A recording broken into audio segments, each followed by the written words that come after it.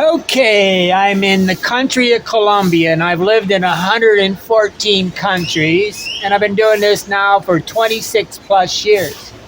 And I keep thinking about, I'm afraid of dying. I got to get in touch with this. I have to say to myself, I'm afraid of dying. Okay, and the reason why I'm afraid of dying is because everybody I look at my age makes me scared because when I look at them, I say, I'm older than they are, and they look horrible. Okay, but what do I really want? Okay, the problem with what I see people doing is they don't understand that they can be independent. What we want to do is be independent. I seen this with my mother. My mom, Graham, she had a big house and she had a 3-car garage. She had about an acre of land, and she lived in a small town called Orland. But she was in constant fear. Okay, one of her biggest fears was that if she fell down, she couldn't get up off the ground. I mean, that's a really not a very good feeling, right? But she would have but in Orland, where we used to live, she could in a way call people. I finally got her to give one of those things that you put on your neck that basically tells somebody you need help. Okay, but if you fall down in the toilet, you're naked. It's really embarrassing. And this is not the life that I want. But I see people dead-ending it. They are going down a dead-end road, guaranteed that they're going to be, I don't know, they're going to be taken care of by a nursing home. My one friend, Mike, he had a stroke and he's lost all his money and he had everybody take advantage of him. And I tried to help him, but he was so angry that I couldn't help him. And I see people my age that there's men and women that don't even believe in love anymore, okay? And it's horrible. They don't believe in friendship. They don't believe in any kind of relationship because they're so traumatized that they cannot live an independent life. What they want to do is they want to be independent and not depend on anybody. And I understand that. But I also don't understand why they just basically let a semi come running at them. It's like they're standing there waiting for somebody to shoot them. Okay, they don't do anything to circumvent this problem. But I kind of understand because strategy-wise, they're doing exactly what every single person in the world is doing. They're creating all these things that. Okay, what they do is you buy a lawnmower, you buy a house, you buy a car, you get a wife, and these things you think are going to protect you, but what they do is they become an anchor around your neck that you cannot escape, okay? Some of these are so bad. My one friend, when he sold his house, he had so much hoarding stuff in his house that it really took him a year just to do it, and he still hasn't got rid of his stuff. But independent living until we die, is that the goal? Come on, is that the goal? And what stops you from being independent? It's not. A job does not give you independence. A job is a commitment to go do something, be a slave for 8 hours a day and go job. That's why I call them wage slaves. But actually, everybody on the planet, some sort of cognitive bias that they think that the more things that they have that are anchors around their neck, the more enslaved they are, the more they are happy. And I don't think they really realize that they're just a slave. And I have declared complete independence from the United States, from the world. I'm a global citizen. I can do anything and everything I want. Don't get me wrong. I don't hardly have any money. I only get about $650 a month at Social Security. But I can live on that and thrive. Okay, but independent living till we die. That's my goal. Okay, but the first thing about any kind of mental illness. Now, I was a recovering alcoholic. I haven't drank it for 37 years. And I got really in a big argument with Tiffany last year because she got this problem. And I said, you can't solve a problem until you first accept and admit that you have the problem. Okay, if you're not going to tell me what the problem is, then there's no point in us talking, because if you have a mental situation or anxiety problem. But the first role of mental illness, it can't solve a problem until you accept, define, and say you have a problem. So, but most people talk about their problem. They just love to be a victim, and they like to tell everybody about their problem over and over and over and over again. And they love this sympathy thing, and it's an addictive thing, and you should never listen to a person's problem more than about 3 times before you say, okay, now tell me the solution. Talk about the solution. Be part of the solution. But highly dysfunctional people, that's all they do, is they want to be a victim. Anybody that, whether they're black, gay, transgender, whatever they are, whatever their victim they want to be, live with it. I mean, men act like women hate them. Well, you're trying to be a victim. Women don't hate you. Women want men and men want women. But you are a slave, and you like to be a slave. I really want you to think it. You volunteered to work 30 years at a job where you had to listen to somebody that you really didn't want to listen to. Some of you loved your job. But, I think maybe less than 15-20% actually love their job. The other just basically spend their whole time in rage, basically low-level anger. Rage is a low-level angry because you're putting up with something. But here's a good quote from Dave Ramsey. We buy things we don't need with money we don't have to impress people we don't like. That's what you do. We buy things we don't need with money we don't have to impress people we don't like. Dave Ramsey. We're directly happy in proportion to the things that we don't have to buy to keep us happy. Right now, there's an overabundance of used storage places in the United States because people buy things as a way to medicate themselves. And they got to buy more hoarding stuff. And they can't see that if you don't touch this thing for 3 years, just throw it away. It owns you. But everybody wants to be a slave. They want to have a collar around their neck, and they put an anchor on, and they put a ball and chain on their neck, and it's not independent living. And you, when you get older, when you start having medical problems, you're going to find that there's going to be some medical problems that take you down. And when you get taken down, then you're going to be defenseless. Okay? But you guys keep putting anchors and anchors and anchors, and chains and chains and chains around your neck. You buy a dog that basically you can't go anywhere because you got this stupid dog. You buy a car that's basically you got payments on it every month, and you can't even see that payment is an anchor. You have so many bills that you have to pay each month that you have to sit down for 3 hours and pay your bills. That's not freedom, that's enslavement. You're enslaved by this feedback loop. It's a loop.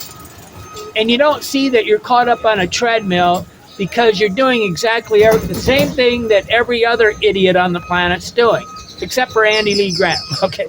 And I don't mind calling you an idiot because you need to be woken up. Okay, but you don't realize that you're buying the anchors, you're buying your enslavement. But one of the things I do see is a learned helplessness. You don't feel any power. Learned helplessness is something I learned when I was 21. And I've seen it all my life. It's a condition in which a person has a sense of powerlessness. A condition in which a person has a sense of powerlessness arising from a traumatic event or a persistent failure to succeed. Everybody, my mother and father gave up being on diets when they were about 50 because they had learned helplessness. They finally gave up. And don't get me wrong, I don't blame them. Sugar is one of the most addictive foods on the planet. Sugar, seed oils, all these processed foods are so addictive, and the corporations have got you. Nobody can walk away and just think, I'm going to give up sugar. I'm going to give up bread. Like, I haven't eaten bread, potato chips, all these things for a long time because the shit hit the fan when I realized I had possibly a heart attack. I didn't have a heart attack. I had one of my electrical systems broke down in one of my ventricles of my heart. And then now I got this aneurysm, which I've had since I was a child. It started as a child. and I don't want to. I have to get serious. And so, what does it take for you to live independent? How afraid do you have to be? What's going to happen? You're going to fall down. You're going to break your hip, and you're going to find out that house is too much house. But learned helplessness is when you're suddenly dependent on your children, your family. You want to live independently, but you do nothing, zero, to make yourself independent. What do? You think that you can maintain. All the things that you own require maintenance. And that maintenance, working on these things, somehow gives a cognitive idea that because you're taking care of your business, because you're doing this stuff, you are succeeding at something. All you're really doing is keeping busy so you don't think. I have like an extra 5 hours a day. I'm constantly trying to download movies and television shows, and I got books I read, and I sit in the coffee shop every day and read a book. I've got every day I'm reading at least, I don't know, probably, I read about an hour or two a day. Do you have time to read a day, every day? No. But it's powerlessness because you're staying so busy, and you're staying busy so that you don't have to sit there and admit that your life is sort of boring. Okay? And you're not the hero of your life, and this is reality. Now this all sounds real negative, right? And I'm starting to realize that people think I'm negative because I'm a realist. And I'm not the least bit negative. I'm an incredibly happy person. But I am not going to sit around and watch somebody kill themselves and be happy. I'm like Black Lives Matter and all these people. They're a bunch of losers because they're victims. They're self-appointed victims. Anybody that demands to be a victim is a loser.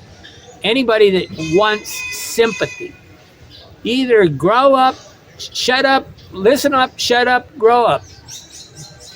And I'm not going to sit around and everybody wants to be a victim, and everybody thinks that somehow they deserve something for nothing. The choices, but the ways that the things that make you, I don't know how to explain this. I want you to live independent. Don't put an anchor around your neck. The things that you watch on the news that make you think about it. You're going to watch Biden and Trump talk today, and you're going to get angry, and you're going to spend for 4 hours, you're going to spend your time thinking about something that has absolutely nothing to do with your life. You can't change it. Your weight. You're so fat that you can't move because you're so addicted to sugar. You have put on an extra 50, 100 pounds. I'm here in the gym, and there's a bunch of girls here with a complete desire to have a big, round, beautiful bubble butt. But they're so addicted, they don't realize that if you really want your butt to stick out, you got to get your waist in. It's a contrast thing. Your waist has to get smaller for you. But they're addicted to bread and sugar and like anything, everybody else on the planet, Coca-Cola. I'm really grateful. I was really too cheap when I was a kid to buy Coca-Cola because I thought, what a waste of money buying sugar water. But the car owns you. People don't realize that taking care of a car. I don't have a car, and I don't go through drive-thrus. I go into restaurants, I sit down, I talk with people, I have a good time. I'm rich in time. Your monthly payments. How many monthly payments do you have? I have, I don't know, a couple. I got one, I guess, an insurance payment. I don't know. Do I got any payments? I don't really have any payments right now. I do have an insurance payment, I think, that comes automatically. I guess, I got a credit card payment that comes out of my thing. I got 2 credit cards that are payments that are too high.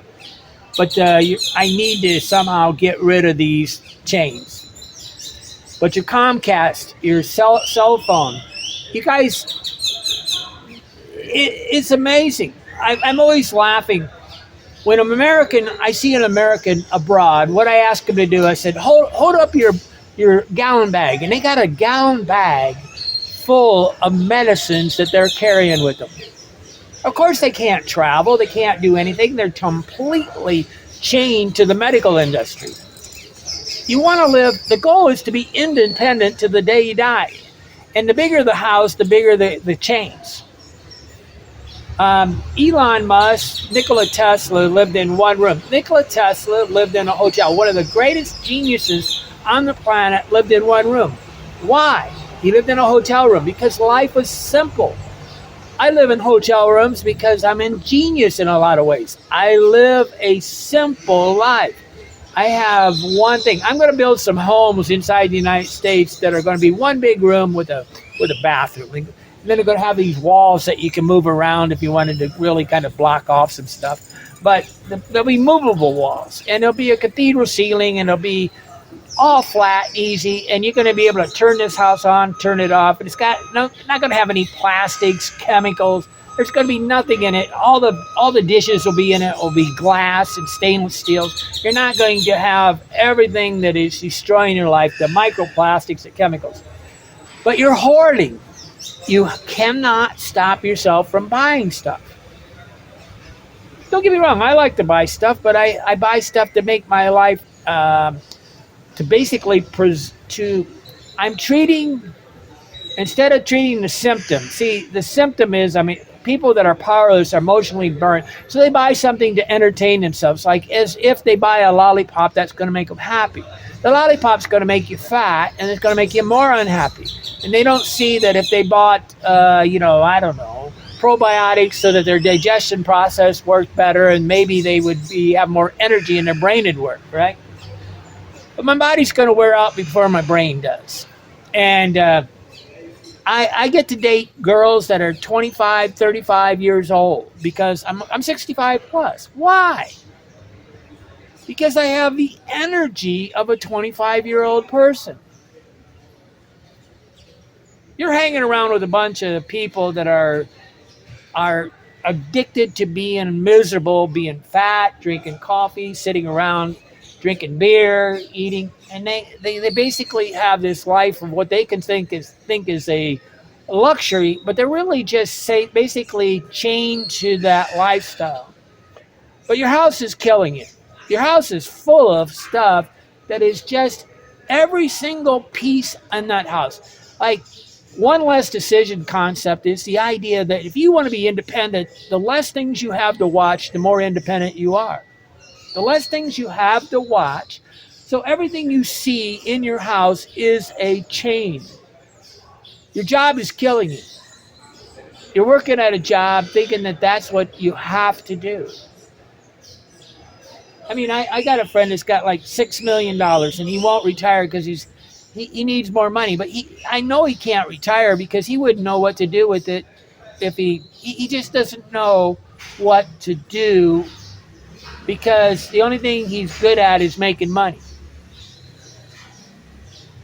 People are sitting there trying to make their wife happy instead of their wife trying to make them happy, and there should be reciprocity.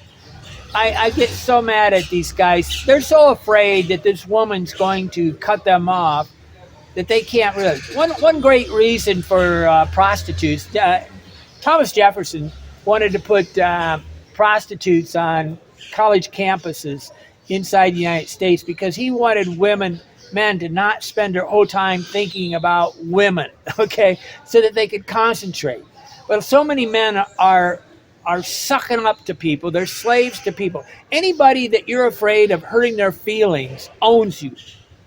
Like I'm more than willing to tell you the reality of life because I don't give a crap about you. I don't give a crap if you like me. I don't give a crap about comments. I don't give a crap about anything.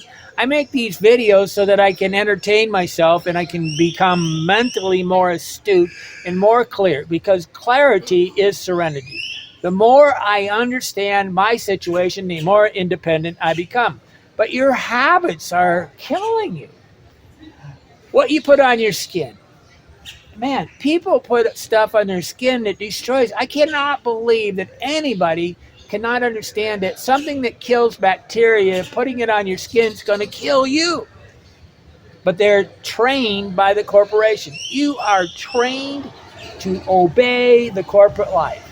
I know some of you want to declare independence. Some of you are smart enough to realize that all the geese are actually all going flying the wrong way. But what you put in your mouth is killing you. The chemicals and drugs, alcohol, drugs, marijuana, dogs. I can't believe it. People can't have girls for men are so in love with their dog because they really they're not capable of being smart enough to find a woman. I don't know what to say about society. I really it's humorous to me, Schadenfreude. But you're going to fall down. You're going to get sick. You're going to have too many things to take care of, and you're going to be forced to be put in a nursing home or a retirement place or some sort of Medicaid home or something like that. And you're going to lose everything you have because it's all going to implode. This is the same thing in the United States. Biden put up in the last year, he put in $1.8 trillion of more debt. It's silly. It's just a big balloon that's going to bust. You guys you want to be independent to the day you die. It's all incredibly simple. Whatever you see, whatever you touch in your house is a ball and chain. Everything you buy is just another nail in your coffin. Can you be smart enough to not be owned by the things that you buy? Or are you so addicted to buying things that you're going to live your whole life hoarding, and then one day you just fall over dead with a heart attack because all you're doing is medicating? See, buying that stuff is just a medication. It's a medication. You buy stuff to act to. You're like Pavlov's dog. Not Pavlov. It's operant conditioning. You're basically feeding yourself a reward. It's a feedback loop, and it don't work because true merit, true accomplishment, true purpose is what you need to have. You have to accomplish something to feel and to not need stuff. There's stuff that will never make you happy. What makes you happy is accomplishing something, inventing something, creating something, making a painting, drawing, building something, creating something.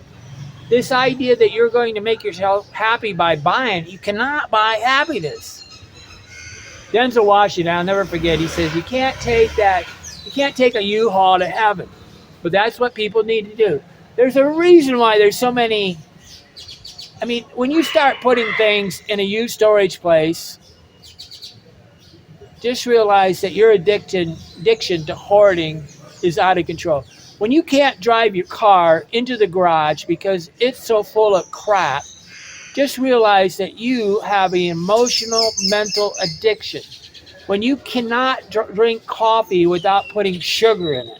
Right over here, I'm in Colombia, and they grow coffee here. And they literally bring me a bottle of sugar this big so I can pour it into the sugar. I don't use sugar. They assume that I want sugar. They cannot imagine a world without sugar. The United States, sugar is an inflammation between the two biggest things that are killing people is the seed oils, which is your sunflower oil, your canola oil, all these vegetable oils, and sugar, which is also processed food. Disaccharides, the carbohydrates are killing you, and you want to die. I can only see that it's worse than cigarettes because everybody else is addicted and you can't accept it. Hola, chico. Hay un perro, venga. I got a little dog coming here. ¿Cómo se llama este perro? ¿Cómo? Tyson. Como el boxeador Mike Tyson. Mike Tyson. Mike. Is Mike? Or Tyson? Mike Tyson. This dog's name is Mike Tyson. Serio, Mike Tyson. Chiste. The young lady here's got a thing. Tyson. Okay. Adios. Gracias. Adios, Mike Tyson. That's pretty funny. Name of the dog, Mike Tyson. Es peleando, es lucha. Este perro he's a fighter. Okay, life is good, and this is a community. In a community, people are not afraid to talk to each other. You guys are so afraid to talk to each other that you don't realize that you're just being an idiot. Anybody that's afraid to talk to people just basically puts themselves in a cell, and they might as well just go kill themselves. If the only thing you get to talk to is a dog or a cat. I love dogs and cats. I mean, this dog just came up to me, right? Why do they love? Because they know I'm tranquilo. I'm calm. I don't have to force it to be on a chain. I don't want to. I hate dogs on chains. I see it as enslavement. But people, that's what people do. They enslave themselves. They enslave their dogs. They volunteer to have no independence, and they're gonna. It all comes crashing down. Almost everybody I ever see that gets older, it comes crashing down. They end up being forced by their children or their family or their friends into some sort of retirement place that they really don't want to live. And you don't have to do it. You can be independent to the day you die if you can throw off the shackles that enslave you. I'm here and you're not. Why not? Because I want to be free. Yo soy libre. Okay, life is good, guys. Anybody that doesn't like reality doesn't really understand that the only way to solve your problems is to fall in love with reality.